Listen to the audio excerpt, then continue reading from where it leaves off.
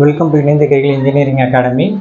இந்த வீடியோ நம்ம என்ன பார்த்துட்டு இருக்கோம் அப்படின்னா ப்ரீவியஸ் இயர் கொஸ்டின் பார்த்துட்டு இருக்கோம். ப்ரீவியஸ் இயர் கொஸ்டின் பேப்பர் அது கேட்டாக இருக்கலாம், இல்லைன்னா ஐஏஎஸ்ஸாக இருக்கலாம், அது இல்லாமல் சென்ட்ரல் கவர்மெண்ட்டாக இருக்கலாம், இல்லை ஸ்டேட் கவர்மெண்ட்டாக இருக்கலாம். புரியுதுங்களா? அந்த டெஸ்ட்டையாக நம்ம என்ன பண்ணிகிட்டு இருக்கோம் அப்படின்னா கொஸ்டின்ஸை எடுத்து நான் உங்களுக்கு சால்வ் பண்ணி கொடுத்துட்ருக்கேன். இதில் வந்து ப்ராப்ளம்ஸும் இருக்கும், சில டைம் இம்பார்ட்டன்ட் தேரி மாதிரி வந்து ஸ்டேட்மெண்ட் கேள்வியும் இருக்கும். புரியுதுங்களா? ஸோ இந்த இது வந்து கேட்டில் கேட்ட கேள்வி தான். புரியுதுங்களா? இப்போ என்ன கேள்வி கேட்டிருக்காங்கன்னா, which of the following circuit will act like a 4 input and gate? எது வந்து 4 இன்புட் நாண்ட் கேட் அப்படின்னு கேட்குறாங்க. நார்மலாக அண்டு கேட்டுக்கு என்ன பண்ணுவோம் அப்படின்னா ஏ பி அப்படின்னு எழுதிட்டணும் அப்படின்னா அண்டு கேட்டு. நாண்டுக்கு என்ன பண்ணுவோம், நம்ம ஏபி பார் போடுவோம். புரியுதுங்களா? அண்டு கேட்னா ஏபி போடுவோம், அதுக்கு பார் எடுத்துட்டோம் அப்படின்னா நாண்டு கேட் வந்துடும். அது வரையும் உங்களுக்கு ஓகே தானே? இப்போ என்ன பண்ணணும் அப்படின்னா இண்டிவிஜுவலாக எல்லா கேட்டையுமே நம்ம போட்டு பார்க்கணும். இப்போ இந்த இடத்துல ஏ பி சி டி, இந்த இடத்துல என்ன வரும், கேட்டுனா இது என்ன கேட்டு, நாண்டு கேட். நாண்டு கேட்டுக்கு உங்களுக்கு எப்படி வரும் அப்படின்னா பார் போட்டுருவோமா. திருப்பி இதுவே இந்த சைடு வரும்போது பார் இல்லாமல் வந்துடுமா. கரெக்டா? இப்போ இதோட என்ன பண்ணுவோம் அப்படின்னா இந்த சி சேரும். சி சேரும்போது உங்களுக்கு என்ன நடக்கும் அப்படின்னா பார் போட்டுருவோம். கரெக்டு தானே? திருப்பி என்ன பண்ணுவோம் அப்படின்னா இந்த இடத்துல டியை நான் வந்து பார் போட்டு எழுதணும். அப்படின்னா ஏ பி சி பார் போட்டு என்ன பண்ணுவேன், டி போட்டு என்ன பண்ணோம், ஹோல் பார் போட்டுருவோம். ஹோல் பார் போட்டுருவோம். ஓகேங்களா? அப்படியே எழுதியிருக்கேன், எந்த ஒரு மாற்றமுமே இல்லாமல். பிஏ எடுத்துக்கிட்டேன் அப்படின்னா இங்கே பாருங்கள், ஏ பி சி டி. இப்போ ஏபிஏ எடுத்துட்டேன் அப்படின்னா ஏபி பாராக மாறும். கரெக்டாக? அடுத்தது இந்த இடத்துல வரும்போது பார் என்னவாகும் அப்படின்னா கேன்சல் ஆகும். பார் பார்னு வரும், பாரு பார்னு வரும். பார் பார் இருக்கும்போது நான் என்ன பண்ணிடுவேன், கேன்சல் பண்ணிடுவேன். அப்படின்னா இது வந்து ஏபியாக மாறிடும்.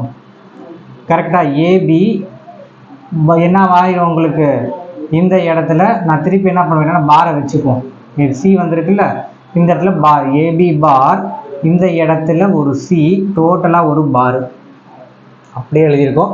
நல்லா பாரு, ஏபி. அதுக்கு நான் என்ன பண்ணுறேன், நாண்டு கேட்டுனால ஒரு பார் போடுறேன், மறுபடியும் அதையே எழுதியிருக்கேன். திருப்பி இந்த சியை எழுதிட்டு டோட்டலாக ஒரு பார் போட்டிருக்கேன். இப்போ நான் என்ன பண்ணணும், டியையும் நான் சேர்க்க போகிறேன். ஸோ டியையும் சேர்க்கணும் அப்படின்னா ஏபி பார், அடுத்தது சியை போட்டு இதுவரையும் பார், அப்புறம் டி போட்டு டோட்டல் பார். இது எதோடது, பியோடது. ஓகேங்களா?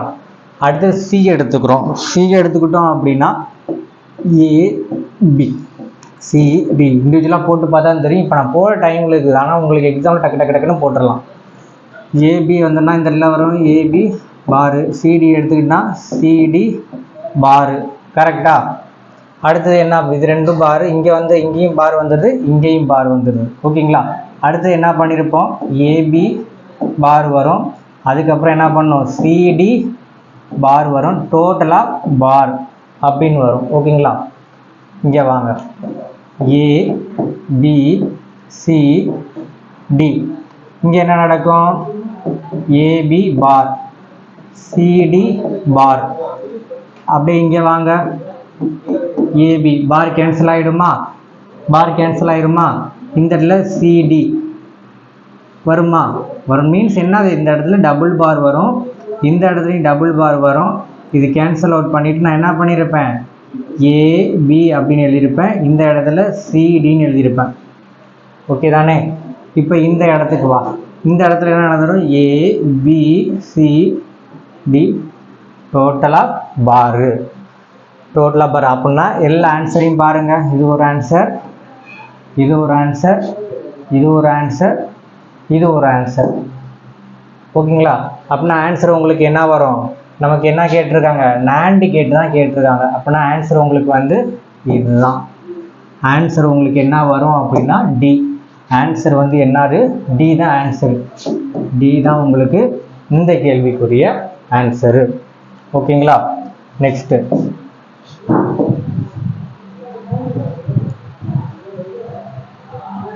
இந்த சம் பார்ப்போம்.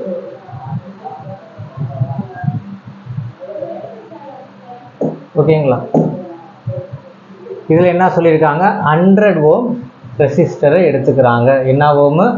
100 ஓம் ரெசிஸ்டர் எடுத்துக்கிறாங்க. 100 ஓம் ரெசிஸ்டர் நம்ம எடுத்துக்கிறோம். 100 ஓம் ரெசிஸ்டர். ஒரு நிமிஷம், போர்டு கொஞ்சம் கீழே இறக்கிக்கலாம். ஓகேங்களா? போர்டை கொஞ்சம் கீழே இறக்கலாம். 100 ஓம் ரெசிஸ்டர் நம்ம எடுத்துக்கிறோம். அந்த ரெசிஸ்டரில் என்ன பண்ணுறோம் அப்படின்னா ஒரு 1 ஆம்ப். ரெசிஸ்டரில் என்ன பண்ணுறாங்க அப்படின்னா ஒரு 1 ஆம்ப் கரண்ட் வந்து போகுது.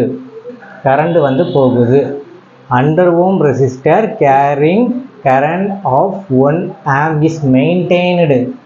நல்லா பார்த்துக்கோ. 100 ohm resistor carrying current 1 amp maintain at a constant temperature 30 degrees Celsius by a heat bath.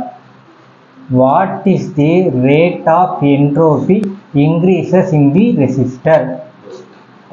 Rate of entropy increases in resistor. இதுதான் உங்களோட கேள்வி. ஓகேங்களா? இப்போ என்ன நம்ம கிவன்ல கொடுத்துருக்காங்க அப்படின்னா ஒரு ரெசிஸ்டர் R அப்படின்னு கொடுத்துருக்காங்க. அதோட வேல்யூ என்ன? 100 ஓம். அடுத்தது என்ன சொல்லியிருக்காங்க அப்படின்னா கரண்ட் I கொடுத்துருக்குறாங்க 1 ஆம்ப். அடுத்தது என்னது? Constant temperature 30 degree Celsius. 30 degree கொடுத்துருக்காங்க. So temperature T is equal to 30 degree Celsius. First நீ பார்க்கணும் ஆன்சர் இங்கே என்னவா இருக்குது? கெல்வினில் இருக்குது. ஆன்சர் என்னவா இருக்குது? கெல்வினில் இருக்குது. அப்போனா நான் கெல்வினாக மாற்றணும் அப்படின்னா என்ன பண்ணிடணும்? 330 30 273 ஆட் பண்ணிடுவேன். 30 நான் என்ன பண்ணிடுவேன்? 273 ஆட் பண்ணிடுவேன். ஏன் அப்படின்னா கெல்வினில் இருக்கிறதுனால நான் என்ன பண்ணிடுவேன் அப்படின்னா இதை வந்து ஆட் பண்ணிடுவோம். ஓகேங்களா? இதை முதல்ல புரிஞ்சுக்கோங்க. ஃபஸ்ட்டு என்ன பண்ணியிருக்கோம்? நம்ம ஆட் பண்ணியிருக்கோம். ஏன் ஆட் பண்ணியிருக்கோம் அப்படின்னா அது வந்து 273 டிகிரி கெல்வினுக்கு மாற்றுறதுனால நம்ம என்ன பண்ணியிருப்போம் அப்படின்னா ஆட் பண்ணியிருப்போம். ஓகேங்களா? இதுவரை உங்களுக்கு புரியுதுங்களா? அடுத்து W ஃபார்முலா என்ன? W is equal to Q. Wனா என்னது? ஒர்க்கு. Wனா என்னது உங்களுக்கு? Work is equal to QV. Work is equal to QV அப்படின்னு வரும். Work is W is equal to QV.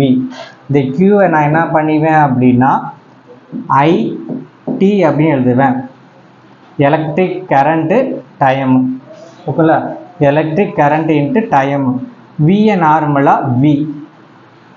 ஓகேங்களா? அடுத்தது என்ன பண்ணுவோம் அப்படின்னா I இருக்கும், T இருக்கும், V is equal to IR. அந்த ஃபார்முலா IR. நெக்ஸ்ட்டு நான் என்ன பண்ணுறேன் அப்படின்னா ஐயை வந்து I² ஆகும், ஆரை வந்து ஆறாக வச்சுக்கிறேன், டீயை வந்து என்ன பண்ணிக்கிறேன் T அப்படின்னு போட்டுக்கிறோம். So I² RT.